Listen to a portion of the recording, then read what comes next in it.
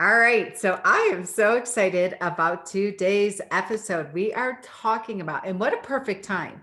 Do you guys believe that we are at the midpoint of 2021? Like, holy smokes, we are like at that halfway point where we're like, I don't even know what happened in 2020. Like I'm not even fully immersed in 2021 yet. I'm still trying to find my footing. Well, hopefully that's not how you are. Hopefully you are in action and hopefully you are paying attention to the new normal and the buying behavior of clients and referral source. Because put your seatbelt on. Today's guest, we have Josh Elledge here, and I'm so excited for you from upmyinfluence.com. We're going to have all the goodies in the show notes. But Josh, thank you for being our guest today. Yeah, Molly, this is going to be fun. I was just thinking, it's like, man, the further in the rearview mirror 2020 could be for us, the better. So I'm thrilled that we're halfway through 2021. I love this year. I know, but really, so I want first, I love that you say that, but I'm like, you know what? 2020 did so many great things for us because listen, Yeah. if you were still old school and you weren't visible, you were not speaking into because the buying behaviors of 2020 and 2021 Uh-huh. we're really there in 2019. People just got lazy about it. And we're like, I don't Totally. have to worry about Yep. marketing. I'll do social media one day. I'll write that blog and do that podcast Yeah. one day. And now you're like, oh no, like there's no more going to the golf club and having $1,000 dinner. Like Yes. now what do I do? Right. Yeah. So, I mean, truth be told, yeah, I mean, it was a very good year for us business wise, because like I was that voice in the wind and I'm like, listen, you need to understand where consumers are today and how people buy and what they're looking for.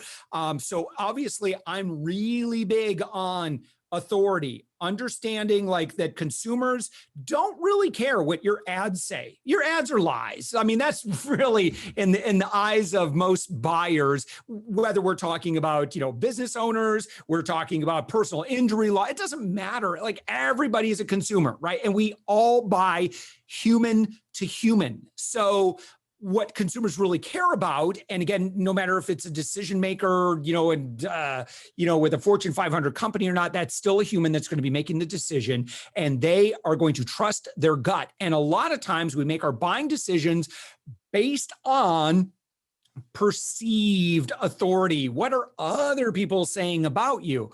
So how do we build that picture? Well, we use the internet. And the nice thing is that you have a lot of control over what other people see. So that's what we're going to be talking about. Is we want to make sure that when people, quote unquote, check you out, they fall in love with who you are. I love it. And speaking of which, tell our listeners who you are and talk to us a little bit about Up My Influence. And then I'll tell them how I met you Yeah. using this same formula.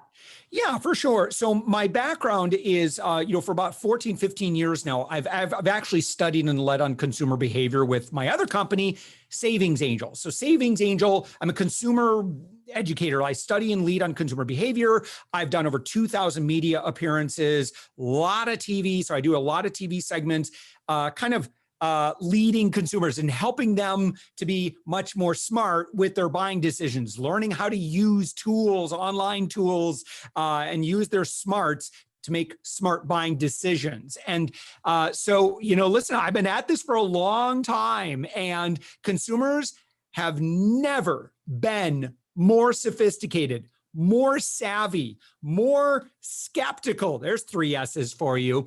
And so again, that's going to really play into what we're talking about today. So my company I spend most of my time with, and I have over the past 7 years, is a company called upmyinfluence.com. And what we do very specifically is 2 things. Number 1 is we really work on authority, right? Because we have to head off your buyers at the pass. When they start looking you up, we want to make sure you got a great reputation. We want to make sure you've got great media, right? That stuff all factors into what they're looking for. But in addition to that, we also work with particularly business law attorneys, professionals, a lot of B2B businesses, because we've also learned very specifically how businesses make those buying decisions. And more importantly, how you can get time with those decision makers. Okay. It's not enough to just flood them with ads. That might be good for awareness, but if you want them to take action, we do business with the people that we have familiarity with, that we trust a little bit, that we like a little bit, right? And so we want to make sure that that we are making it really easy for people to build that relationship with us. And I've got a couple of tricks up my sleeve that I'm sure we'll go into, and kind of the tactics on how to do that. Well, you're speaking into our audience listening in a way to make a massive difference. Because guess what? Every attorney that is listening to this, and I love that you say this, if you're the receptionist, you're a referral source, you are part of the sales force. We have team members that listen to this. So if you are not the entrepreneur, you're not the decision maker, what have you, listen to this and bring this message to your attorney about how to up level their influence, because that's how you and I met, right? We were on LinkedIn. I was on somebody else's podcast that we mutual friends, they shared it. It wound up in your feed. Then you're like, oh my goodness, wow, yeah, this sounds like you brought me on your podcast. I was on there. You're on my podcast. Then we find out we have other mutual friends, and that's how it works. Like you said, you can flood with ads, but honestly, by me being on somebody else's podcast, then putting it all through their social platforms, immediately I was an authority in your eyes, right? And vice versa. And that's how you build. And all of our listeners, by and large, 90% of them do some area of business law, number one. And then also their referral sources are really who they want to. This is about clients and referral sources. And so often a lot of firms, when I talk to them, I'm like, what are you doing to up level your relationship and to use and partner? And I don't even call them referral sources. I call them power partners, because that's what they are. And they're business owners. You can speak into them and say, okay, how can we get together like a think tank and treat each other and help give that third party credibility and to be able to up level that. So I'm excited for you to just hit us with this today.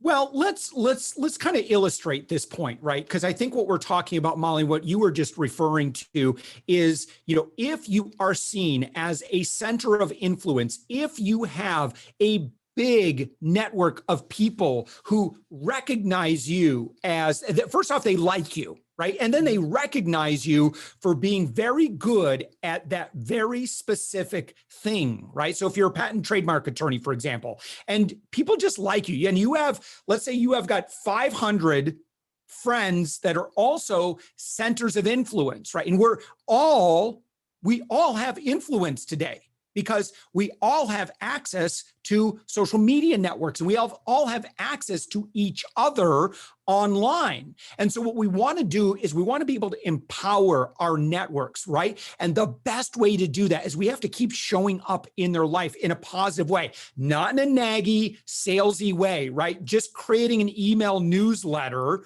right? And continuing to sell to your audience. That ain't it, right? What it is, think about this, right?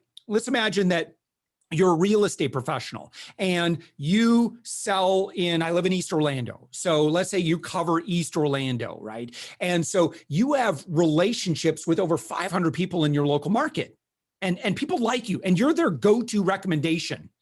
Molly, that real estate professional probably doesn't have to worry about business for the rest of their life. That's the end game here. That's what we want. So it's kind of like having a lot of having massive authority and having lots of relationships is like having really great cardiovascular health and inner core strength.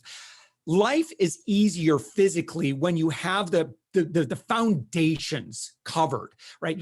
And we'll talk about specifically like what I would recommend doing to increase that authority and to increase that network. But I want, again, this last point here, and before we get into like tactics and some of these other things, I want the person's listening to us. This is what I want you to do. Imagine that I'm waving my magic Sharpie. If you were watching this video, you would see that I'm holding an Amazon Basics brand Sharpie.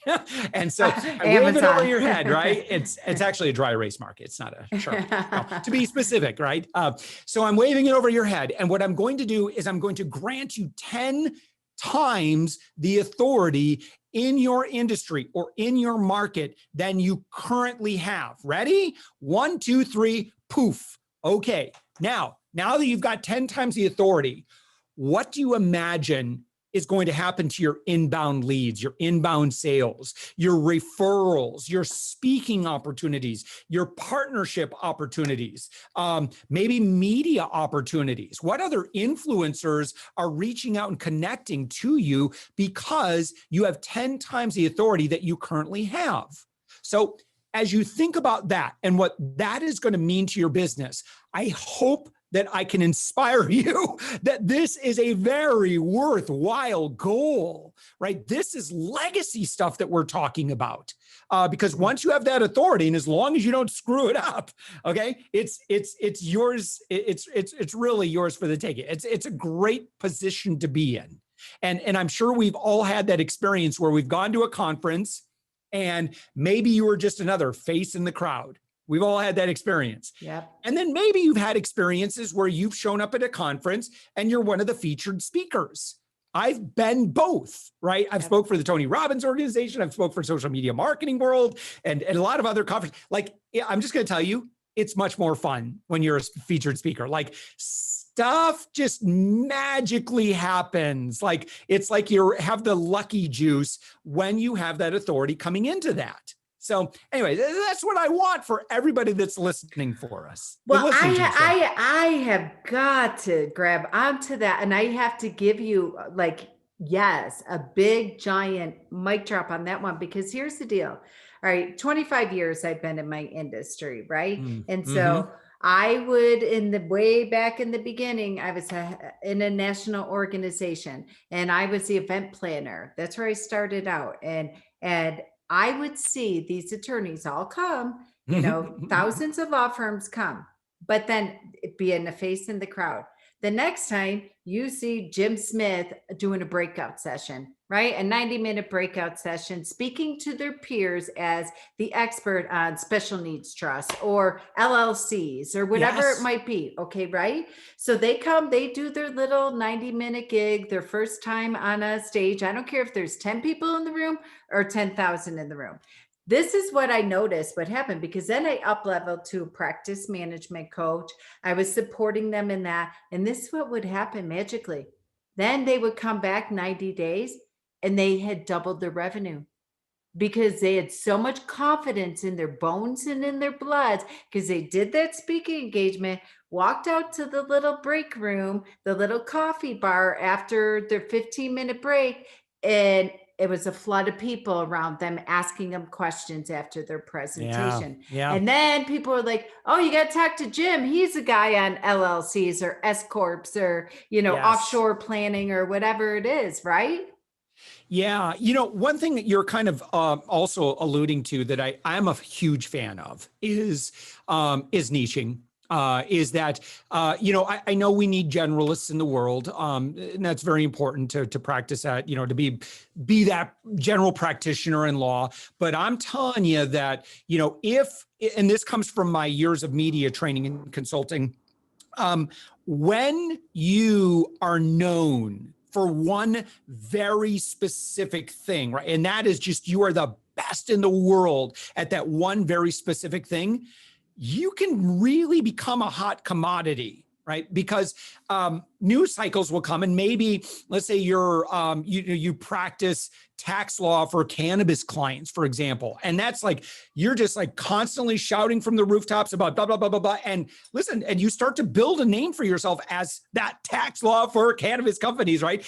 Yep. And talk about and what an emerging market. So, it's kind of like Wayne Gretzky thing, like skate to where the puck's going to be. Where is the puck going to be? So if you see trends happening in your space, right, in your area of law, how can you position yourself in front of that? If you're looking in your crystal ball and like, what do I think is going to be a bigger deal over the next 3 to 5 years? Start talking about that stuff now, because if you are in the blue ocean now, you've got first mover advantage. Right? If you start getting your word out there, you're producing content, you're appearing as a guest, right? You're talking about, you're blogging about it, you're sourced as a media expert on that particular subject. Again, that's really smart positioning. Wow. Oh my goodness. And then talk about coupling that with that magic wand of being Yep. that 10x.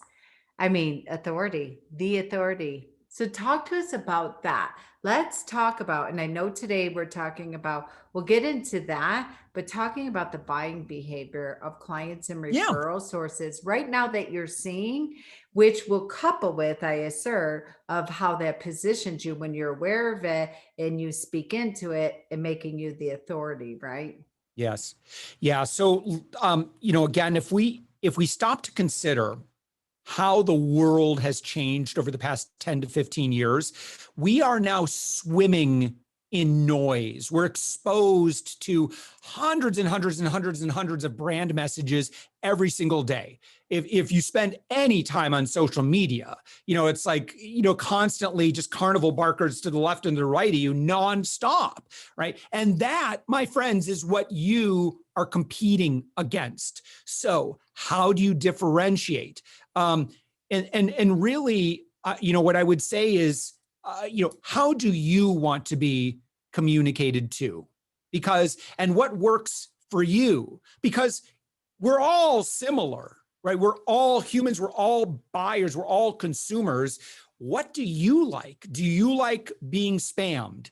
Probably not. Right? Unless it's got to be something really good, right? Because otherwise, if it's just someone, reaching out, hey, just thought I'd hit you up and see how your trusts and wills are doing. Like, it's like, what? That's weird. Leave me alone. Like, I don't know who you are. You're reaching out. You're immediately trying to sell me. We don't like that. Nobody likes that. Nobody likes being sold to. What do we like? We like easy value, right? We like something that's like, oh, well, yeah, thanks. I appreciate that, right? I mean, it may not be it may or may not be education. It may or may not be a free gift, but you're really going to have to do some research. And I mean, I could tell you what it is for business owners. I'll get into that in just a second, but I really want you to take some whiteboard time and some mind mapping time and maybe do a lot of research, right? What is it that your dream ideal customer wants? How can you earn their time? And so for some of the more consumer stuff, you're gonna have to play around with that a little bit. But to my business, to those of my friends who practice business law and you're marketing to business owners, let me tell you one thing that we do that has been absolutely golden for us.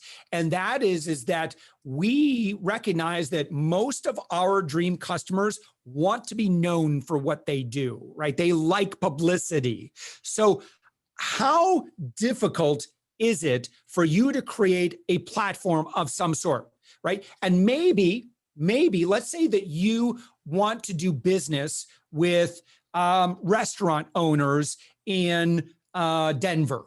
Okay. So what would happen if you made a list of 300 restaurants that you'd love to work with, and instead of reaching out and sending them junk mail, what if you profiled them and celebrated them and you shared their story about how they overcame 2020, 2021 to kind of regrow their business, and you made them the star of the show, and maybe you presented, made it really easy, to just maybe ask them a few questions and engage with them and earn that time together. And now you start building this profile of like great local restaurants that you can go to that you may have not heard of, right? And how much will they appreciate that, right? Now, what I just talked about, this one example, right? And I'm just really just throwing spaghetti in the water. I mean, this is just one example of something that you could do, right? Did they feel like in that instance that you were selling to them? No, they wouldn't get that at all. And in fact, if you do start selling, please stop yourself, because it's too early in the relationship to do that, right? Now, at some point, it will be appropriate to ask how else you can help. But on the first or second date, it's probably still a little early. And this is where marketers and folks in sales screw this up so badly, right? Is they don't honor the relationship. Most people will tell you it takes about 8 to 12 touches before someone will want to buy. And I've heard smaller numbers, I've heard bigger numbers. But what can you do for 8 to 12 touches, right?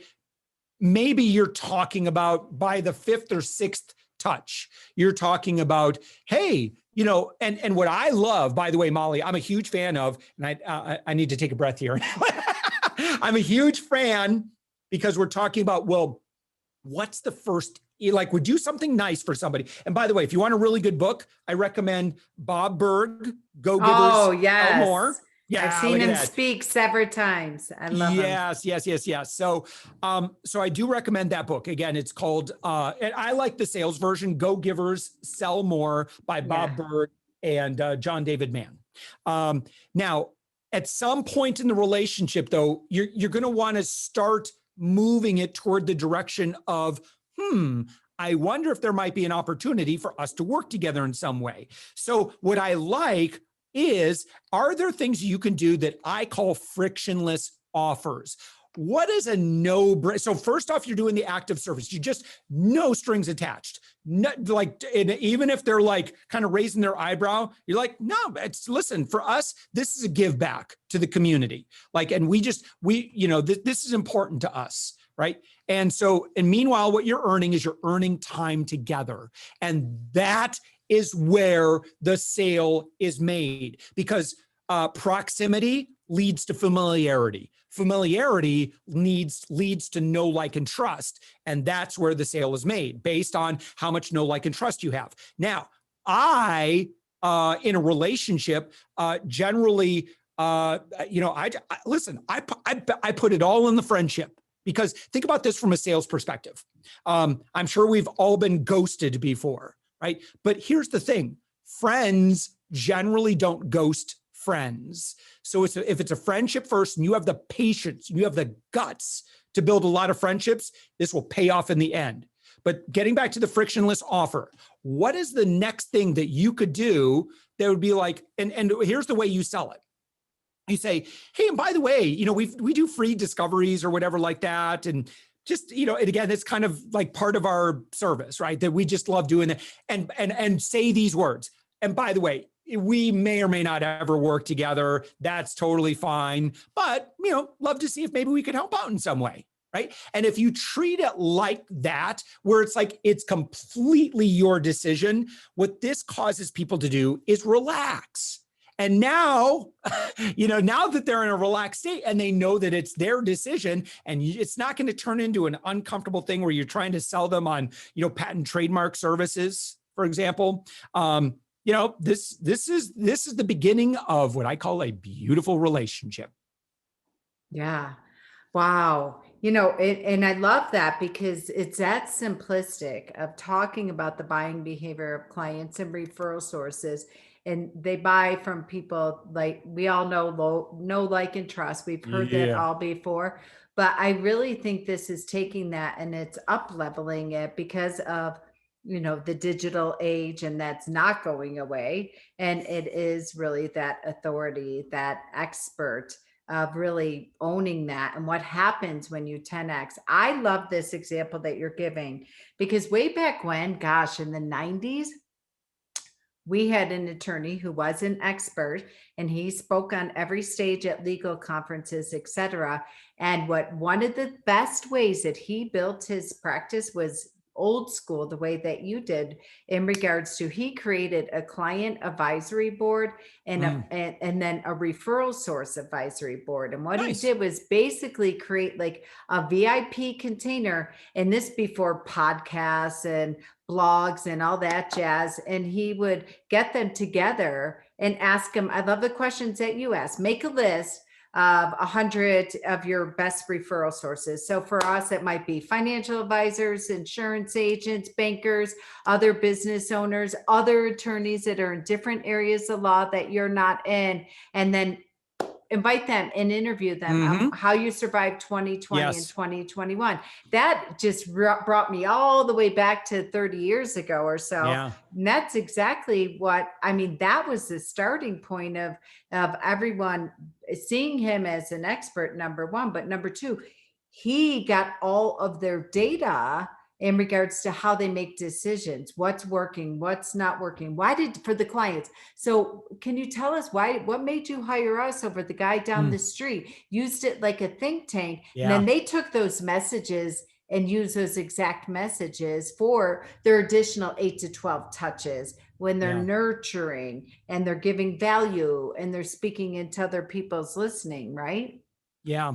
A couple of other things. I'm getting so excited talking about this because, I know that, there are people that are listening to it, and some folks might be skeptical about what we're saying because they're used to just Facebook ad spend, blah, blah, blah, blah. I'm just going to buy my clients, right? I'm not saying that doesn't work. I mean, it's great for visibility. It's just really expensive. The couple things. Number one is yes, you are absolutely, if you want to do this at scale, yes, you are going to have to develop systems and processes, right? You're going to have an assistant that's going to be managing a lot of this for you. Is it smart money? Oh, you better believe it's smart Yes. money. In fact, what I'd like you to do is run a test. Just test it out for 90 days. Okay. Because here's the thing, right? Yes, for all intents and purposes, it's going to feel a little inefficient in the first month or two, but then the magic is going to kick in, and then you won't be able to stop the business that you'll be able to get. It's just a great illustration of this, right? So for us, we love interviewing, high-level consultants, very successful, B2B legal professionals, attorneys, firm owners. And so we use our podcast, The Thoughtful Entrepreneur. We build relationships. We serve first. We invest in that relationship. And so for 6 months, we were very actively doing a lot of outreach saying, would you like to be a guest on the podcast? Would you, we'd love to celebrate you. And people would say yes. And so for 6 months, we did that. And then I started getting to a point where I was doing, no joke, 20 to 30 interviews a week. That's how busy we got, right? So obviously systems and processes in order for me to do that. Now that was way too much. So we said, okay. And we were just using like LinkedIn Sales Navigator. That's all we were using, right? So, and that's, gave us that. So we put a full break on all outbound, all outreach. That was, as of when we're recording this, that was 18 months ago. And I said, hey, after the holidays, maybe we'll turn it back on. It's been 18 months. We haven't turned it back on. We have been 100% inbound. And every week I talk with 12 to 18 amazing potential clients because of the work that we did. And we kept at it and we kept at it and kept at it. And we became known in our space as very generous, as givers, as serve first, then, down the road, see if there's, and because of that, like you just develop a reputation. People start doing your advertising for you because restaurant owners know lots of other restaurant owners. And if you're going to really do this and you let them know, like when they say, man, thank you so much for doing this, what can I do for you back? Just say, well, listen, we'd love to, recognize other restaurants. What are 3 restaurants that you would nominate for this, right? And then they do the marketing for you. This is such a brilliant system because it's like it just keeps, it's like they tell 3 people, then they tell 3 people. So, but it's, stuff that people actually want to do and like. And it's honestly, your cost is not that significant. It just requires allocation of resources and super, super, super smart systems in order to facilitate all that. Yeah, I mean, even if we take this one strategy of interviewing people and putting them in the expert seats, Mhm. let's take the podcast. You and I both have a podcast, not expensive to manage and navigate and produce and all that. Then let's take Sales Navigator, 89 bucks a month. Then you have a sharp assistant that's going to facilitate this and event manage it and things of that nature. Even if you're doing 10 a week or 20 a week, that's a phenomenal use of your time because it's marketing. I mean, think Yeah. about the old school. You'd have to drive, then you'd have to go do an hour lunch at the country club or at Starbucks or Panera or what have you. Then you'd have to drive back. I mean, you Oh would man. have 2 to 3 hours, if not more, especially if you're doing dinners and things of that Yeah. nature. It's a phenomenal use of your time. And it's a phenomenal return on investment because every person you talk to, there's 3 referrals at a minimum. You and I Oh both yeah. know as we've seen it, that comes in return, right? Yeah, it's kind of funny. Like, I mean, I get that that's valuable. Like, the lunches and all that stuff. But like, just hearing you talk about, it, I'm like, oh my gosh, that's so inefficient. Like, I love talking with people, right? And that's all I do. I was talking with someone today, and she's like, "So, how many people do you have on your team?" I'm like, "I don't know, I think about 25 or so." Like, I don't, but they run the company. All I do all day long is just talk to people. That's my job. And so as a CEO, though, what should we be doing? So me as, kind of the chief evangelist officer, it's like me doing high level networking all day, every day. That's a really good use of my time. Assuming you have other people that, like I've got a great director of operations. I've got amazing people that run the company. So the idea is that hopefully I don't have to get involved in a lot of operations. I can just go out and do good things for great people, super qualified people that have the ability and desire to pay. You better believe I'm going to invest in that relationship with them. I'm going to do them a solid, and it may turn into a sale. It might turn into a sale. It might not. I'm okay either Yes. way. You have to understand. And that's another thing too. If you're Machiavellian and there's like you have sales on your breath, okay, there's no mouthwash in the world that can get rid of that bad sales breath. People know exactly what you want. They know exactly what you're up to. You cannot fool individuals. You cannot fool audiences. So just go ahead and be super authentic. If you can't unscrew that sales hat off of your head, then you're going to have to put someone else in charge of this, because what you need is you just need someone who is the chief gift giver, right? Just someone who just cares about serving and loving other people and doing nice things for other people. And I promise you, where you plant your seeds is not necessarily where you reap your harvest, but there is a harvest to reap eventually in the right season. And we're fortunate because most people of our listeners are go-givers. They've been accustomed to that book. I'll put it in the show notes again. And they lead with being that chief gift giver. They lead with service. And they're on the opposite end of it, where they have been on the other end of the table, where they have been witnessing the sales, the traditional, stereotypical sales guy, gal. And they're trying to figure out how, like, sales not a dirty word, and how to come at it from a place of service and authority while also giving back. Yeah. You will you will love when you rethink what sales is. And again, it sounds like, this community, they get it, right? We all get it, right? But it's the other people we're talking about, right? Yeah. So those who are responsible for getting business, right? When they make that little shift, and instead of waking up in the morning, your feet hit the ground, you go, oh, who am I going to sell to today? That's tough. That Right. is a hard life, right? Money is only going to motivate you for so long. If, on the other hand, when you wake up, your feet hit the ground, you go, who do I get to show up for today? What good can I do? And you have to trust that, listen, it may not be that the person you do something nice for even has the ability to pay you back, but everybody can be an evangelist for you. Everybody can connect you with the person that ultimately, really is the person that you're hoping to connect with, so that it would lead into, some sort of a business relationship where you can get paid for what you're doing. There are an infinite number of customers out there. You just need the right people to connect you to them. Yeah. Wow. Wow. Wow. Wow. So, what drive-by tips would you give to our listeners, assuming they come from a place of service? They're go-giver Yep.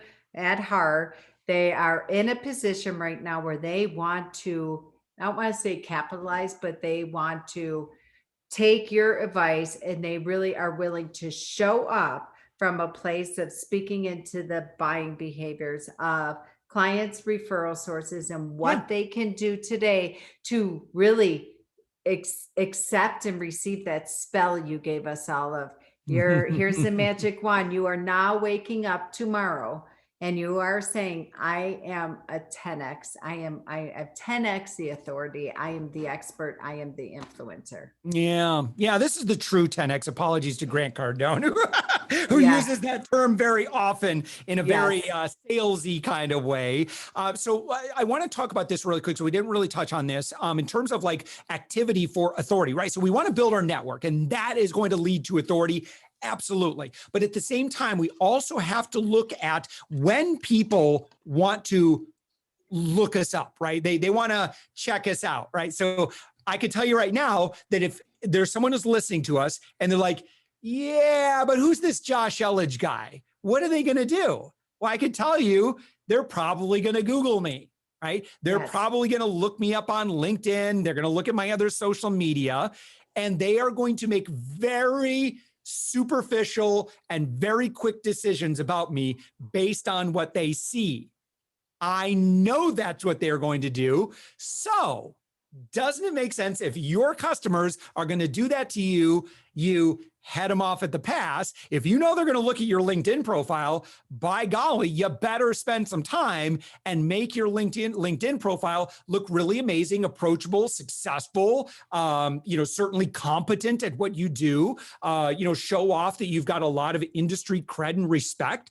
And so, if you look at my LinkedIn profile, if you do a Google search on me, I can tell you exactly what you're going to find. It's Yes. because I'm very conscientious of that. I work very, very hard to sow those seeds with people that they've got a blog, right? And so I know that might come up in a Google search result. I'm a guest on a lot of podcasts because I know that podcasters usually can get their stuff ranked pretty well, especially if you do a bunch of them. Google likes that sort of thing, and they will reward you by a very good vanity search result if you just go out and do nice things for content producers. Wow. Yeah, it's so simple. It is so, even if I'm having lunch at church with somebody, they're going to mention so and Yeah. so's attorney's name, even the 70-year-olds, 80-year-olds. It's their condition. This is a new buying behavior. They're going to Google you. And what's Yep. going to come up first? What has the most Google juice? Facebook, LinkedIn, the Yeah. podcast, all the things of that nature. So that's where you start and really positioning yourself as the authority. If you're starting out and you don't have power partners to piggyback off and to have backlinks to blogs and podcasts and all that, then be a self-proclaimed expert and get on video and Yeah. explain to them why you are a difference maker. What distinguishes you from any other law firm in your industry based on your team-centric approach, based on how you work in a very multidisciplinary, collaborative approach with other professionals around that. You lock arms with them, paint that picture of authority and influence for them, and then get to work and implementing the things that we talked about today. Yeah. And Rome wasn't built in a day, and it's going to take some time. The best time to, as the Chinese say, the best time to plant a tree was 20 years ago. The second best time is today. So, what I normally recommend is, look, if you can just allocate an hour a week, 1 hour a week. 6 months from now, your online presence is going to be so good, and this is going to improve your conversion rate. This is going to shorten your sales cycle. It's going to increase your partnership opportunities, your media opportunities, your speaking opportunities. All of these things are going to improve when you look the part, right? And looking the part. And yes, I recognize, listen, a lot of this is superficial, but you've got a kind of a digital barrier. All of us have a digital barrier, right? And so what we want is we want to lower that digital barrier. We want to be very accessible because, again, remember, people do business with people. So if we go to your website right now and there's no people and you have stock photography and that's it, well, listen, I can tell you right now, that's probably why your website is not your number one salesperson. Your website should be your number one salesperson. And the most important thing you could do is be very visible on your website, be very accessible, let people get to know you, the real you, what's, your colleagues, everybody else at the firm, because that's what we want to know. Also, where you can, right? Your customers. And I'm not just talking about, Joe S. from Littleton, Colorado says, I really like Humphreys and Associates. They are amazing. And it's just text, right? It's very difficult to get people to read text testimonials. What you want is video. What you want, first place would be a video testimonial, if you can, right? And I know that there's some regulations there. You got to be careful with that. But number two would be a photo, right? Because people love seeing photos of people that look like them or people that they're attracted to. So that's what you want. I mean, these are just the realities of buying behavior, right? So we look for people like us, and then we look for people that we're attracted to. And so and then if they say that you're a great attorney, that's really all we care about, because we don't care about what you say. Of course, you're going to say you're a good attorney, but what I want to know is, did it work for somebody else? If it worked for somebody else and it worked for somebody else like me or someone that I like, then it's probably going to work for me. And that's really what consumers care about today. Oh my goodness. Well, you have a gift for our guests today to get them started with becoming visible and becoming an expert. So share with us what you have for our guests today. Yeah, listen, total freebie. It's not for everybody, but just because of the requirements of our show, but the Thoughtful Entrepreneur and our social media audience, we have over 120,000 people in our social media audience. Our podcast gets a lot of downloads and a lot of listens. It's a daily podcast. We're up to, as of when we're recording this, we're in the 800s now in terms of episode numbers. And I would love to feature you. Now, unfortunately, I'm going to apologize to some of you out here listening.